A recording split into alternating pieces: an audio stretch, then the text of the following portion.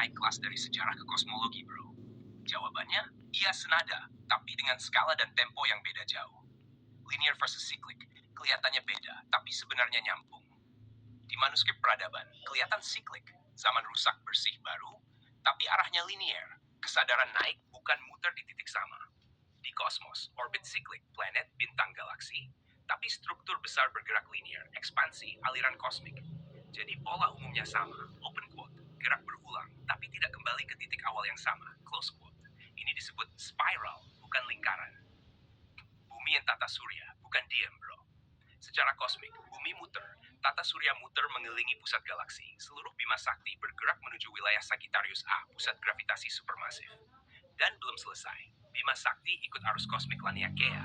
Laniakea mengalir ke Great Attractor, lalu belum tahu ujungnya. Sama kayak manusia. Open quote, kita bergerak, tapi belum tahu tujuan finalnya. Visual peta perjalanan kosmik kita. Image tafsir visual, bukan ledakan acak, tapi alur, arus, dan tarikan. Mirip sungai kosmik raksasa. Akhir zaman no akhir kosmos. Ini poin penting. Akhir zaman manusia, batas moral, batas kesadaran, batas aman kehidupan sosial. Kosmos masih sangat muda, bintang masih lahir, galaksi masih bertumbukan. Jadi, open quote, akhir zaman manusia itu lokal, bukan penutup cerita kosmos. Close quote.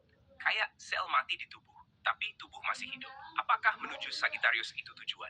Secara fisika, Sag adalah pusat gravitasi galaksi, bukan tujuan sadar, tapi penjaga struktur.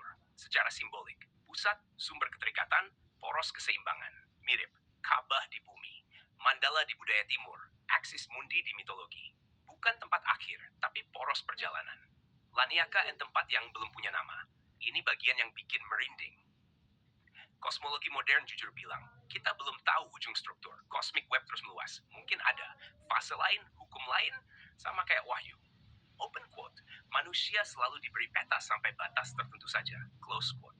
Lewat batas itu, iman, kerendahan, keingintahuan. Simpel besar, ini jawabannya bro.